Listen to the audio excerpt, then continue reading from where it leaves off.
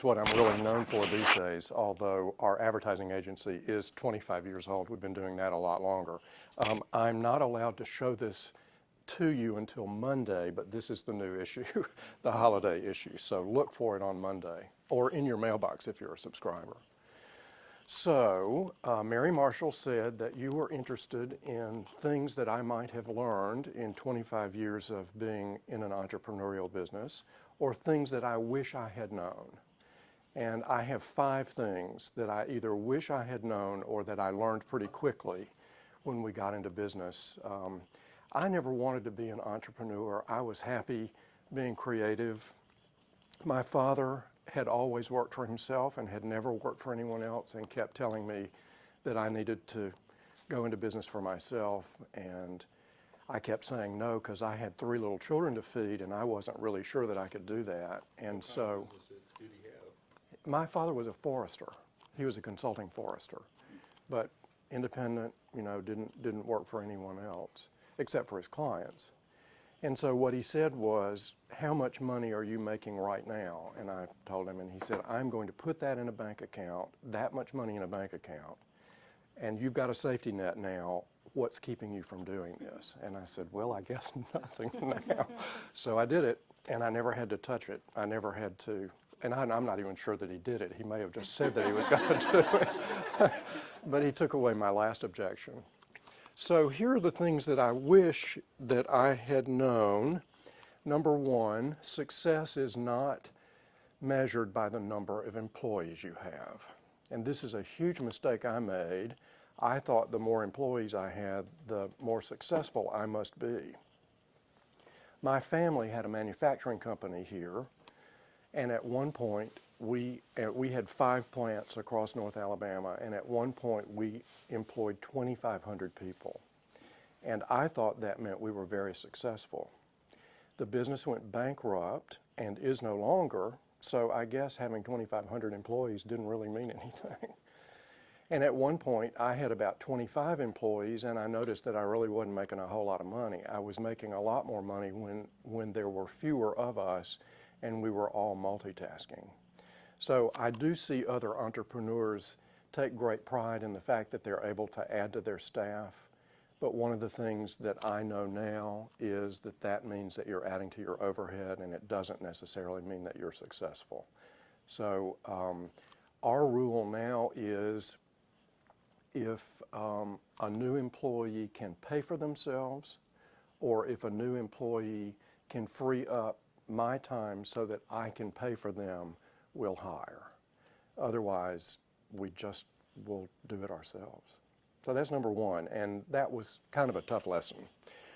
Number 2, which was also a very tough lesson, is not everybody plays nice. And what that means is that there are times that I have had to learn to fire a client, and I hate to do it, but I've done it.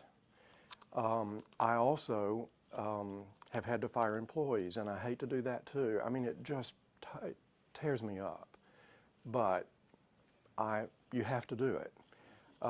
And what I found is that there are people for whom you do a lot of great work and they find a way not to pay you. Occasionally you will hire someone who will leave you in the middle of the night and take a client list with him. It's all happened. Not everybody plays nice. But the flip side to that is it doesn't matter. You just keep going, because there are a lot more nice ones than not nice ones out there. And after a while, you kind of learn. When someone approaches you because they want to be a client, you can kind of figure out what sort of a client they're going to be and whether they're a fit. When I first started, again, I had these 3 little children to feed and eventually send to college. And I thought that I had to do business for everyone who walked in the door. We're in a transition now. We have brought in a younger partner because, I'm 58, and David and I began thinking about what the plan was when we drop dead at the keyboard or, decide that we just can't do it anymore. And our children all live away from here and don't want to come back. So the children are not interested in taking over the business. So we brought in a young partner because we had two options: lock the door and 15 people are out of a job, or bring in a partner, spend 5 or 6 years training him so that the business continues to have a life for another 25 or 30 years. So one of the ways that we're training Matt is we have lunch every week, and I start the lunch by saying, if I get hit by a truck tomorrow, what scares you? What scares you this week? What do you think you don't know? And that starts the conversations, and we've had some great conversations. And what he said yesterday was, I think the difference between you and me is that you want to work with everybody, and I don't want to work with everybody. I want to be a little more selective.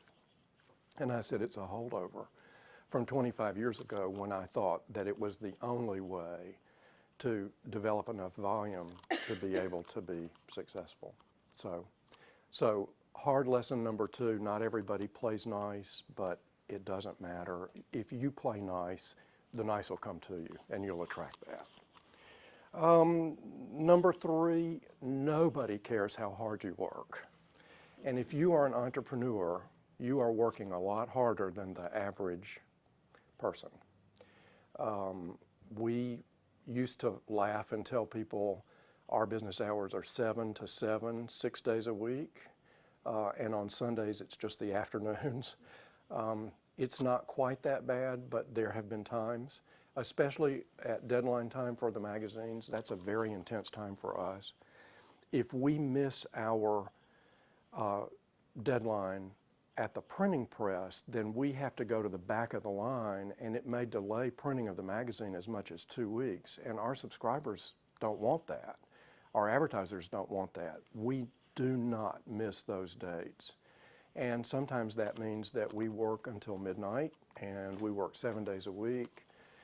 But what we have also learned is nobody really cares. You know, it doesn't do any good. It doesn't help us at all to talk about it. You know, we know we're hard workers. We know that y'all are hard workers because entrepreneurs are hard workers. So, you know, the people that I think are probably not good fits for us as clients are the people who tell us how hard they work, you know, all the time, constantly. Or they're always on Facebook telling the world about how hard they work. And, you know, if they get off Facebook, they could get a little bit more done, I think. So here's what I've learned over the last 25 years. Pro bono can be a great investment. Giving away our time and talent can really be a great investment. And it's a great investment in a couple of ways. Number one is that we have branded ourselves as being good corporate citizens. And I do thank my family's company for that because they believe that as well. And that's a holdover from that. But the other thing is that if you are involved and you don't mind giving, it does return to you because then when people have money to spend, they will come to you and spend money. So I would say look at ways to do it if you can, and sometimes an organization or the community at large doesn't really necessarily need your money, they just need your time. They just need for you to roll up your sleeves and pitch in and work.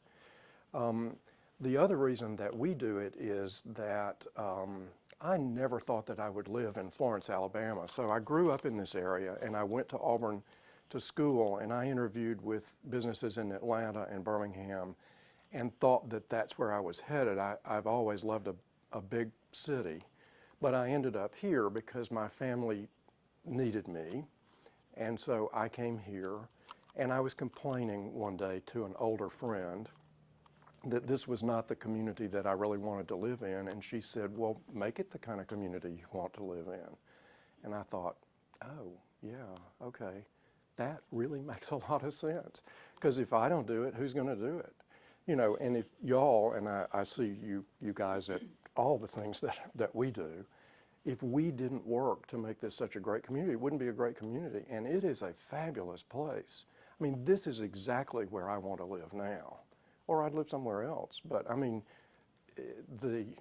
it's come light years, and it still has room to grow. Light years to grow. Yeah, still. But you know what? If we don't roll up our sleeves and make it happen, it's not going to happen. It's not going to happen by itself. So So pro bono is a great investment. So that's one of the things that I've learned.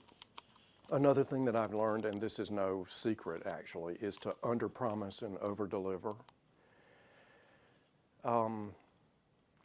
When I was young, it was very easy for me to promise the moon and then really, really take a deep breath and hope that I could do it. So now I know what I can do. I really, I know what my capabilities are. And so when I'm meeting with a new client, I try to set a level of expectation and then exceed it, because that creates loyalty. And sometimes what that means is that they hire you to do a certain thing and you do a little bit more just because you can, and there's a loyal client. We have clients today that we had 25 years ago when we opened our doors, and I think that a lot of that is that we work in that sort of partnership. It's a team. I'm as much a part of their team as they're a part of mine, and we're all working toward the same goal. So underpromise and overdeliver. And then the last thing that I think I've learned over the years is, and this I can hear my mother say this, it never hurts to help people, even your competition. And that might sound really strange, but in my business, there's a lot of business out there and there's enough to go around. And so I do refer to my competitors. Now, I know what my competitors' strengths are and I know what their weaknesses are. That's part of my business. I have to know what they do well and what they don't do well. So if someone comes to me for a recommendation, and I can't do it, I'm going to send them to someone that will do a good job for them. But it took a long time for my ego to set itself aside and allow me to share. Because I am a very competitive person, and I was a really competitive person 25 years ago.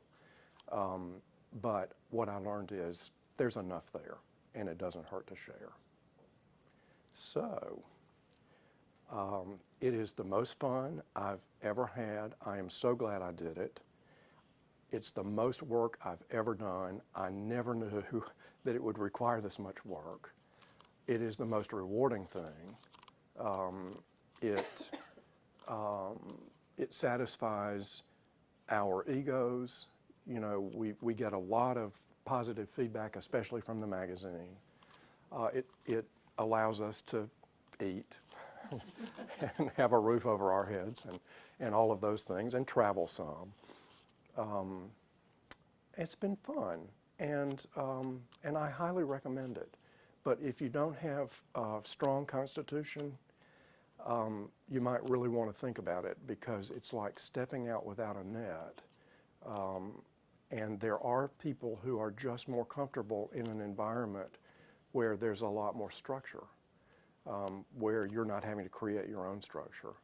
I happen to believe that you step off the cliff and the net appears, but that's my philosophy, and not everybody believes that.